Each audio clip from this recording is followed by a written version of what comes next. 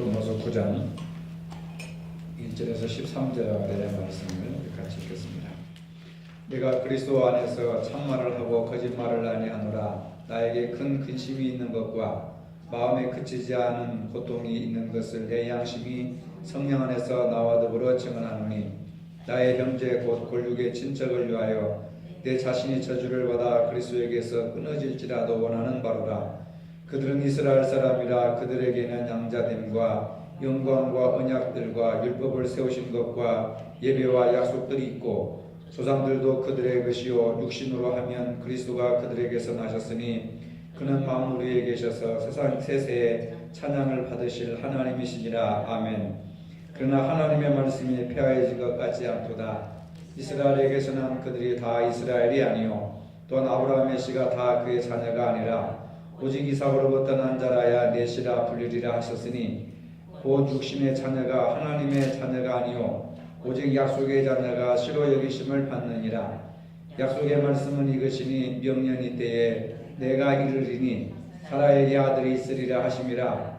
그뿐 아니라 또한 리브가가 우리 조상 이삭 한 사람으로 말미암아 임신하였는데, 그 자식들이 아직 나지도 아니하고 무슨 선인 악을 행하지 아니한 때에 택하심을 따라 되는 하나님의 뜻이 행위로 말미암지 않고 오직 부르시는 이로 말미암아 서게 하려 하사, 리브가에게 이르시되 큰 자가 어린 자를 섬기리라 하셨나니, 기록된 바 내가 야곱은 사랑하고 에서는 미워하였다 하심과 같으니라. 아멘. 하나님의 자녀로서의 이스라엘, 하나님의 자녀로서의 이스라엘에 대한 이야기가 나오는데, 유대인들은 자기들이 유대인으로 태어난 것이 하나님의 자녀라 이렇게 생각을 했습니다. 구약시대 때는 그것이 통용됐는데, 이제 복음시대 예수님이 십자가에 죽으시고 부활하시고 이 사실을 증거하고 있는 바울은 과연 그럴까? 과연 이스라엘 유대인들이라고 해서 하나님의 약속의 자녀라고 할 수 있겠는가? 그것에 대해서 회의를 하는 겁니다. 그래서 혈통적으로 유대인으로 태어난 사람들이 이스라엘 사람들, 하나님의 자녀가 아니라 하나님의 절대적인 주권과 은혜를 기초로 해서 이스라엘 안에 선택된 사람이 참 이스라엘, 하나님의 자녀다, 이런 얘기를 하는 겁니다. 그러니까 이건 엄청난, 뭐라고 할까요? 혁명적인 말씀이죠. 수천 년 동안 아브라함의 자손으로서 태어난 것을 자랑스럽게 생각하고, 아브라함의 자손들이 하나님의 약속의 자녀들이고 참 이스라엘 민족이라고 생각했는데, 바울은 그게 아니다. 그래서 혈통적으로 태어난 이스라엘 백성들이 약속의 자녀가 아니라 하나님의 절대적인 주권과 은혜를 기초로 해서 선택된 사람들만이 참 이스라엘 백성이다 하는 겁니다. 우리는 이런 말을 한다고 해서 아무 감동이 안 오잖아요. 그런갑다 하지만 이스라엘 백성들에게는 이게 하늘이 무너지는 그런 말과 같은 겁니다.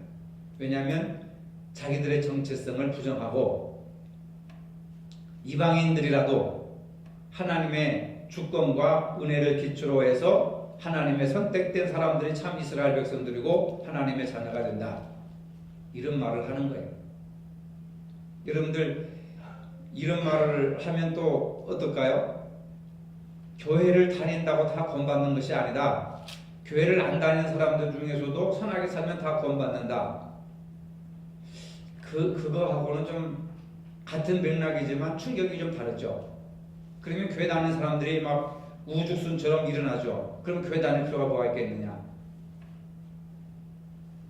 근데 이스라엘 백성들에게는 이보다 수만 배나 더 충격적인 이야기를 지금 바울이 오늘 본문을 통해서 하고 있는 거예요. 혈통적으로 이스라엘 백성으로 태어난 사람이 하나님의 약속의 자녀가 아니라 하나님이 선택한 사람들이 하나님의 약속의 자녀라, 이겁니다. 놀라운 얘기예요. 바울이 어떻게 해서 이런 상상을 하게 되었는가? 바울이라고 하는 사람이 위대한 학자라고 하는 거잖아요. 복음 전도자지만은 위대한 철학자요, 위대한 신학자입니다. 위대한 목회자도 되고 전도자도 되고. 그러니까 우리가 세상 학문을 무시하면 안 됩니다. 바울 서신을 이해를 못해요. 특별히 로마서 같은 경우를 이해를 못합니다.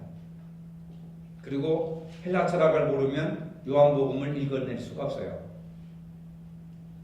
바울도 철학자였으니까 철학의 기초로 해서 이 모든 바울 서신의 구조를 보면 전부 헬라 철학의 기초의 복음을 이렇게 이용을 한 거예요. 복음을 갖다 쓴 겁니다.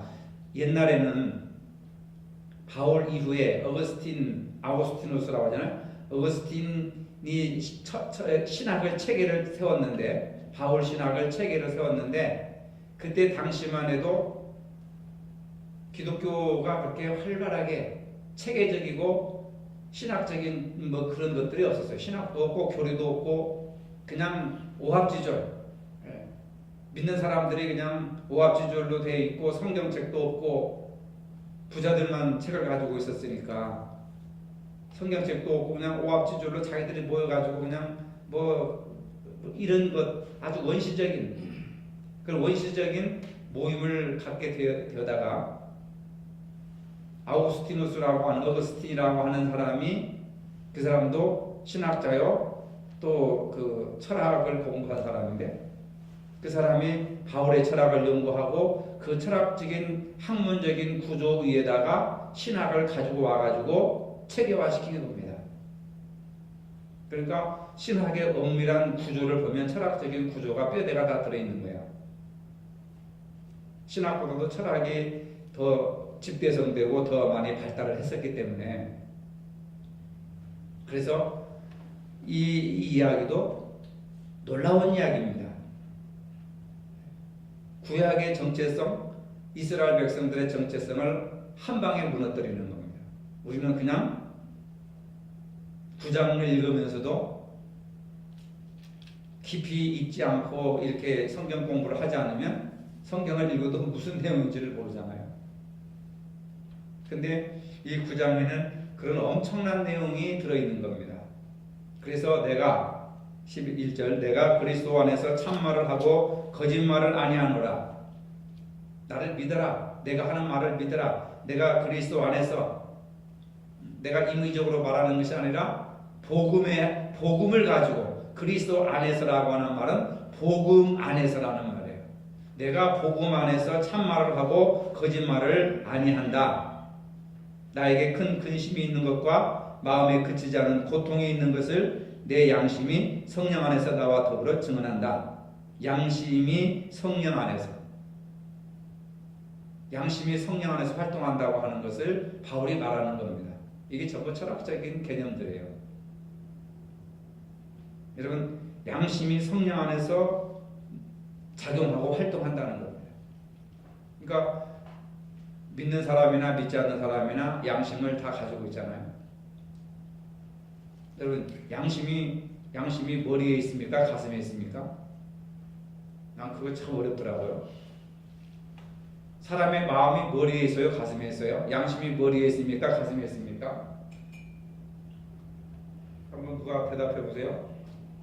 가슴에 있는 줄 아는데 잘 모르겠어요. 가슴에 있어요? 그런 그 같은 게 잘 모르겠어요. 마음이 어디 있어요? 머리에 있어요? 가슴에 있어요? 머리에 있죠. 두뇌가 있는 거죠. 생각하는 게 두뇌. 양심이라고 하는 게 심장이 아니에요. 많은 사람이 양심하면 심장이라고 하는데 심장이 아닙니다. 선한 마음이죠. 마음은 머리에 있는, 뇌가 없으면 마음이 없는 거죠. 그렇죠? 그래서 히브리인들은 머리에서 생각과 양심이 일어난다고 생각하고 헬라인들은 이 심장, 가슴에서 마음과 생각이 일어난다 이렇게 생각을 하고 있어요. 근데 최근에 와가지고는 뇌과학에서는 인간의 모든 의지나 또 의식이나 잠재의식이나 이 모든 의식들을 뇌에서 비롯되는 것이다. 뇌의 구조다라고 이렇게 과학적으로 입증을 하는 거죠.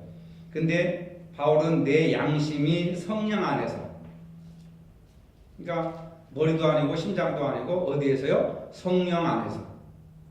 그러니까 양심은 어떤 것의 지배를 받아야 되냐면 성령의 지배를 받아야 된다는 거예요. 우리의 마음과 의지는 성령의 지배를 받아야 된다. 여러분 이거 놀라운 이야기가 아닙니까? 성령의 지배를 받아야 된다는 거죠. 그런데 중요한 것은 뭐냐면은 내가 그리스도 안에서 바울이 그리스도 안에서 말한다고 하는 것인데 이것은 그리스도와 연합되었다. 나 사도 바울은 세례를 통해서 그리스도와 연합되는 겁니다. 세례를 왜 받습니까? 죄 씻음 받고 그리스도와 연합되는 거예요. 이 연합이라고 하는 것이 굉장히 중요한 겁니다. 연합을 통해서 그리스도와 연합을 통해서 사망에서 생명으로 옮겼고 옛사람에서 새사람으로 옮겼고 옛 영토에서 새로운 영토로 옮겼고 그 다음에 사망의 법에서 생명의 성령의 법으로 자리 이동을 하는 거예요. 그건 우리가 노력해서 되는 것이 아니라 예수 그리스도와 연합해서 예수 그리스도 안에 있는 자들은 모두가 다 사망과 죽음의 자리에서 생명과 성령, 옛사람에서 새사람으로 사망에서 생명으로 자리 옮김을 한 거예요. 그래서 바울은 그리스도와 연합된 자신을 이야기하는 겁니다. 여러분들이 예수 믿는 것은 예수 그리스도와 연합되는 거예요. 하나 되는 거라 그 말입니다. 아시겠어요? 요한복음 15장에 보면 나는 포도나무여 너희는 가지니 그러면서 저가 내 안에 내가 저 안에 있으면 이 사람은 과실을 많이 맺나니 나를 떠나서는 아무것도 할 수 없느니라. 포도나무의 가지가 나무 줄기에 붙어 있어야 꽃도 피우고 열매를 맺지 그 가지가 줄기에서 떠나버리면 그 가지는 말라 죽는 거예요. 마찬가지로 예수 안에서라고 하는 말은 예수님이 포도나무라면 우리는 가지예요. 가지. 붙어있는 가지입니다. 아시겠어요? 그래서 그리스도와 연합된 바울 자신을 표현하는데 바울은 자신이 진실하고 정직하게 권면하고 있음을 강조하는 겁니다. 예수 그리스도 안에서 내가 너희들에게 정직하게 말한다. 내 양심이 성령 안에서 나와 더불어 증언한다. 정직하게 말한다고 하는 것은 내 양심이 성령 안에서 나와 더불어 증언한다.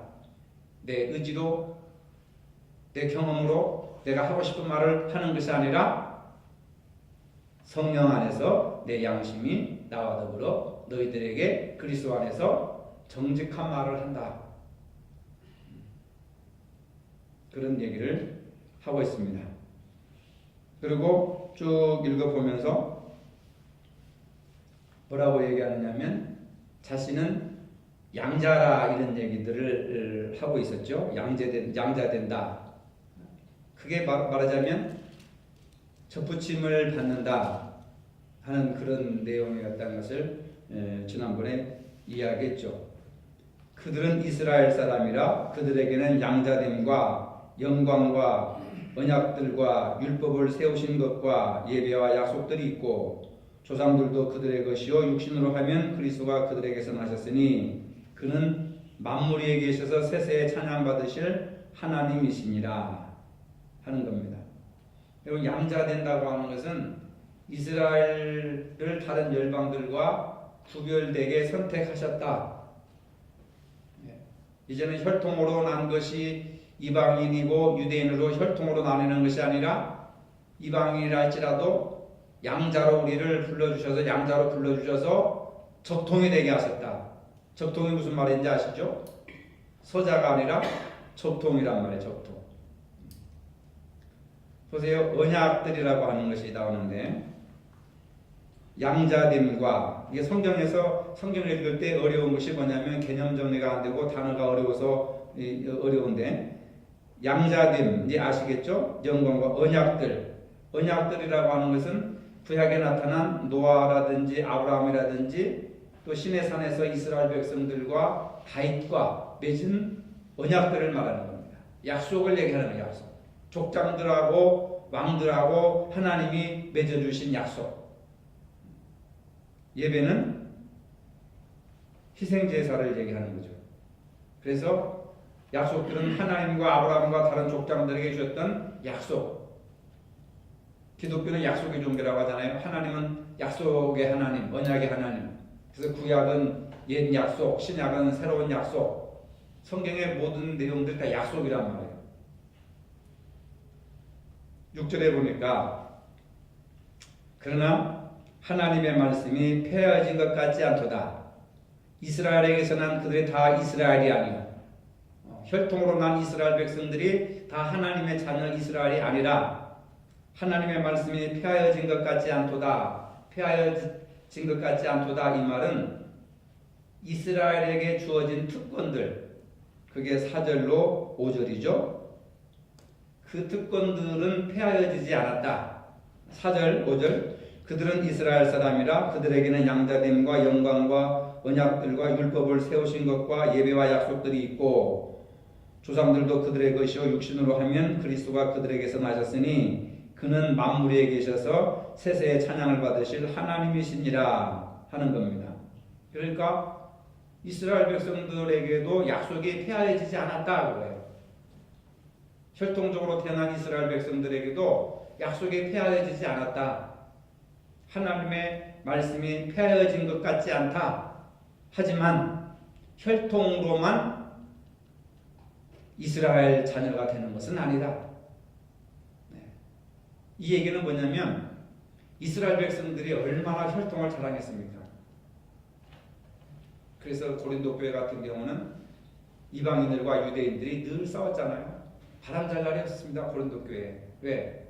유대인 그리스도인들과 이방인 그리스도인들이 교회 안에서 맨날 싸워요. 우리가 진짜다. 유대인들은 우리는 할례 받은 사람들이고 율법을 가진 사람들이고 이방인들 그리스도인들에게는 너희들은 율법도 없고 할례도 없는 이방인들이 무슨 큰 소리를 치느냐? 그럼 이방인들은 무슨 소리냐? 예수를 믿음으로 구원받고 세례를 받음으로 죄사함 받지 할례를 받음으로 이루어지느냐? 소용없다. 택도 없는 소리 하지 말아라 하고 맨날 싸우는 거야. 맨날. 그러니까 바울이 지금 이런 말을 하는 거예요. 혈통으로 이스라엘 백성이라고 해서 하나님의 진정한 약속의 자녀가 아니다. 혈통이 중요한 것이 아니라 하나님의 선택한 사람이냐 아니냐 이것이 중요하다. 이것이 중요하다 하고 계속해서 바울이 얘기를 하는 거예요. 보세요. 아브라함의 씨가 다 그의 자녀가 아니라 오직 이삭으로부터 난 자야 내 씨라 불리리라 하셨으니 그 육신의 자녀가 하나님의 자녀가 아니요 오직 약속의 자녀가 씨로 여기심을 받느니라. 아브라함의 자식이라고 해서 다 약속의 자식이 아니고 이삭으로부터 난 자라야 내 씨라 불리리라. 자, 여러분 아브라함의 씨가 다 그의 자녀가 아니라고 하는 것을 누구를 가리키는 거예요? 첫째로는 이스마엘을 가리키는 거죠. 그렇죠? 이스마엘을 가리키고 두 번째로는 혈통적으로 이스라엘에 태어난 아브라함 자손으로 태어난 사람들을 가리키는 거잖아요. 그러니까 아브라함의 씨가 다 그의 자녀가 아니다. 오직 이삭으로부터 난 자야 내 씨라 불리리라 하셨으니 그거예요. 그러니까 혈통적으로 이스라엘 백성으로 태어난 것 내세울 게 하나도 없다. 아브라함의 씨라고 해서 내세울 게 하나도 없다. 아브라함의 씨라고 해서 다 그의 자녀가 아니라 이삭으로부터 난 자라야 씨라 불림을 받았던 것처럼 하나님의 선택된 백성들이라야 참 이스라엘 백성들이고 참 하나님의 자녀라. 유대인들이 되게 기분 나쁘죠. 그래서 유대인들이 예수도 죽이고 바울도 막 그렇게 죽이려고 핍박을 하고 그랬던 거예요. 특히 여러분 이런 얘기 들으면 유대인들이 기분 좋겠습니까? 아멘 할 수 있겠어요? 여러분들처럼? 죽어도 못해요. 죽어도. 왜? 자기들의 정체성을 부정하는 사탄 같은 말을 하는데 죽이고 싶지 아멘 하겠어요? 그럼 우리는 뭐야? 할례 받은 건 뭐고 율법을 지킨 건 뭐고 아브라함의 자손이라고 하는 것은 뭐야? 우리가 도대체 헛껍데기네 여기는. 근데 바울이 얘기하는 것은 하나님이 누구든지 이방인이 됐든 유대인이 됐든 누구든지 하나님이 선택한 사람들만이 즉 이삭의 씨로 이삭으로부터 난 자들만이 구원받는다. 하나님의 자녀가 된다. 그래서 아브라함의 가족의 역사가 구약에 소개되는 거예요. 이 이야기를 하려고. 그러니까 바울은 신약과 구약을 막 넘나들어 왔다 갔다 해요. 그만큼 성경에 아주 통달한 사람이에요. 아직도 제가 성경을 읽으면서 바울의 사상을 바울에 대해서 쓴 신학서적이 한 지금 번역된 것만 해도 한 20-30권 정도 되는데, 권위 있는 책들 중에서 다는 못 읽어봤고 한 대여섯 권을 읽어봤는데 아직도 바울의 사상을 다 이해를 다 못해요. 제가 그만큼 그 사상이 뭐 밥만 먹고 맨날 그 책만 읽으면 다 섭렵했겠지만, 근데 그 사상이 너무 위대하고 크고 엄청난 거예요. 그러니까 괜히 유명한 사람들이 아니더라고요. 다 나름대로. 물론 또 전폭적으로 바울을 추종하는 학자들이 있는가 하면 바울을 또 한편에서는 비판하는 입장에서도 바울을 해석하는 사람들이 있어요. 바울은 너무 영적인 얘기만 하다 보니까 복음서에 나타난 예수의 역사적인 예수에 대해서는 전혀 한 말이 없다. 영적인 예수만 얘기하지 역사적인 예수에 대해서는 언급이 없다라고 비판을 많이 합니다. 현대 신학자들 중에서. 근데 우리는 거기까지 나갈 필요는 없고, 바울이 쓴 로마서에 대해서만 우리가 10분의 1, 100분의 1만 조금만 맛을 봐도 성경이 이런 거구나 하고 성경을 알고 우리가 신앙생활을 할 수가 있는 거예요. 그러니까 육신의 자녀가 하나님의 자녀가 아니요 오직 약속의 자녀가 씨로 여기심을 받느니라. 이 얘기는 하나님의 선택한 자들만이 하나님의 참 자녀가 될 수가 있다. 육신의 자녀가 하나님의 자녀가 아니라. 이해가 되겠죠? 이제 유대인들이라고 해서 아브라함의 자손이라고 해서 다 구원받는 게 이루어지는 게 아니다. 예수를 믿어야 이루어진다. 하나님이 선택한 자들만 믿을 수 있고 그들만이 하나님의 자녀가 될 수가 있다. 그 얘기를 계속해서 하는 거예요. 약속의 말씀은 이것이니 명년이 때에 내가 이르니 사라에게 아들이 있으리라 하심이라.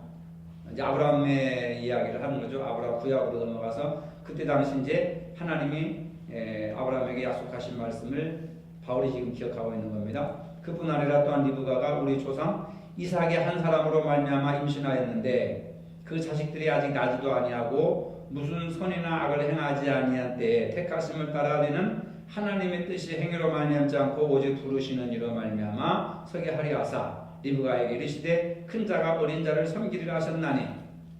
자, 큰 자가 어린 자를 섬기리라 하셨나니 이 얘기는 뭐예요? 유대인들이 이방인들을 섬긴단 말이에요. 먼저 된 자가 나중되고 나중된 자가 먼저 된다고 하는 게 유대인들과 이방인들을 사이에 두고 하는 얘기예요. 아시겠습니까? 그러니까 여러분 보세요. 지금 유대인들을 보세요. 유대인들은 어느 나라 백성들이에요? 유대인들을 어느 나라 백성으로 지금 생각해요? 박은남 선님? 네. 유대인들은 어느 나라 백성들이에요? 어느 나라 지금? 이스라엘 백성들. 지금 이스라엘 백성들이 예수 믿는 사람들이 있는지 아십니까? 0.02%도 안 돼요. 모순이죠? 예수 안 믿습니다. 그 사람들. 저보고 이슬람. 예루살렘 성전도 지금 거기에 보면은 이슬람 사원이 돼가지고 그 성전 꼭대기에서 맨날 코란을 녹음해가지고 마이크 소리로 맨날 코란 소리밖에 안 들려요. 그러니까 유대인들은 아마 바울이 2000년을 내다본 것 같아요. 2000년을. 유대인들은 예수를 안 믿습니다. 지난주 오후에 성경 공부 시간 제가 얘기했지만 안 믿어요. 그 사람들. 얼마나 그러나 이방인들 보세요. 우리도 이방인들입니다. 유럽, 아프리카, 아시아 수십억의 인구가 예수님을 믿고 있잖아요. 14억인가? 얼마 정도 된다고 하더라고요. 그 보세요, 여러분. 근데 이스라엘 사람들 중에서 개신교는요, 불과 그 몇백 명밖에 안 돼요. 오히려 우리나라에서 이스라엘로 선교사를 파송한다니까요. 선교사 지금 몇 분이 있습니다. 우리나라에서 파송한 선교사. 얼마나 웃겨요. 자기들 나라에서 태어나고 죽고 부활하신 예수님을 안 믿으니까 이방인들이 복음을 주고 가서 이스라엘 사람들에게 믿으라고. 근데 안 믿는 거예요, 잘. 개중에는 개중해가지고 믿는 사람들이 있는데 잘 안 믿어요. 여간해서 믿기가 힘듭니다. 이미 오늘 본문에도 얘기하고 있지 않아요? 큰 자가 어린 자를 섬기리라. 이 얘기가 바로 그런 얘기예요.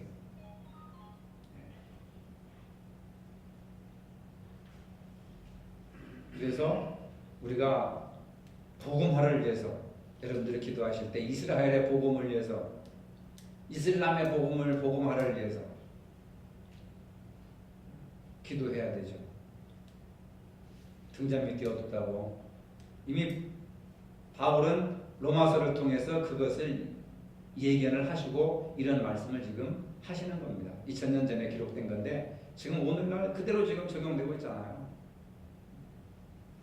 그래서 위대한 대사도 바울이라고, 참 성경을 읽을 때마다 저는 감동을 하고 감탄을 하는 게, 야, 어떻게 이런 생각을 하였을까? 성령께서 역사하시는데 오늘날에는 과학과 기술과 지식이 이렇게 많이 발달했는데도 왜 사도 바울을 능가할 수 있는 대신학자나 이런 학자가 왜 안 나올까? 그렇죠? 저는 그런 게 좀 궁금하더라고요. 소크라테스와 같은 위대한 철학자가 오늘날은 왜 안 나올까? 아우스티누스와 같은 위대한 대신학자가 왜 안 나올까?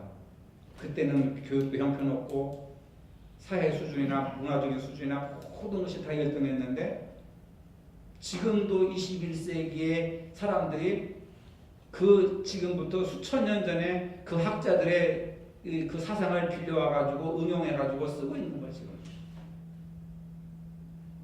그런 거 보면 고대 사람들이 참 비상한 사람들이 많았습니다.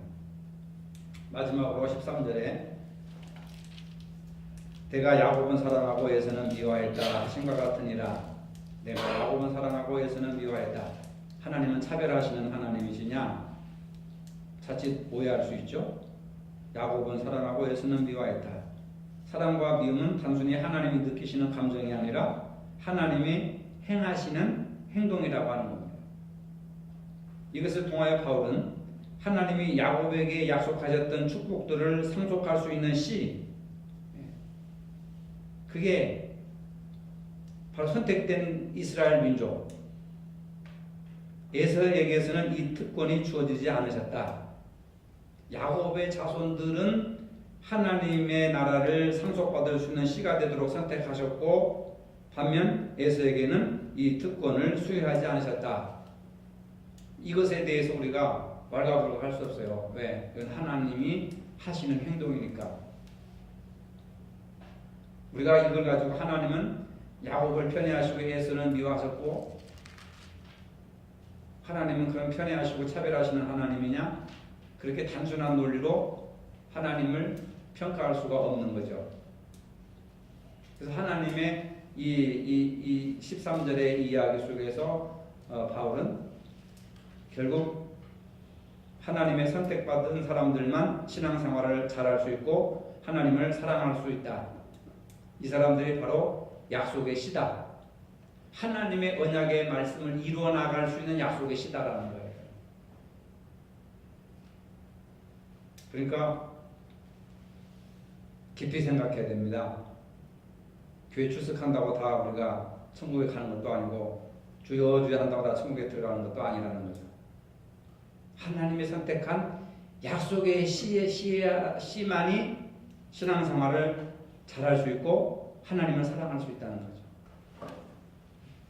그래서 우리는 믿음의 삶을 사는 것과 하나님을 사랑하는 것은 하나님의 선택을 받은 사람들에게만 주어진 축복이라는 겁니다. 그러니까 신앙생활을 잘하는 것이 이것이 축복이라고 하는 거예요. 여러분들 시간 없다, 뭐 재능이 없다, 뭐 없다 하고 자꾸 핑계대고 그것은 하나님이 기뻐하시는 일이 아닙니다. 특권을 우리에게 주셨는데 약속의 씨로 선택하신 하나님의 사랑과 은혜, 주권과 은혜가 있는데도 우리는 자꾸 도피하려고 하고 멀리하려고 하고 내팽개치려고 하면 우리를 선택하신 하나님이 기뻐하시겠습니까? 아니죠. 이스라엘 백성들을 창조하시고 노아시대 때 후회하신 것처럼 후회하시고 나중에 심판을 하시지 않습니까?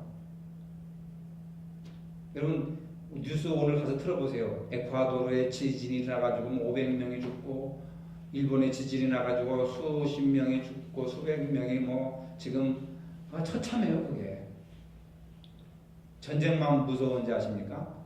전쟁도 무섭지만은 이게 지진이라는 게 이건 대책이 없어요. 피난처가 없습니다. 그냥 죽는 거예요. 그냥. 우리나라도 안전하다고 하지가 않잖아요.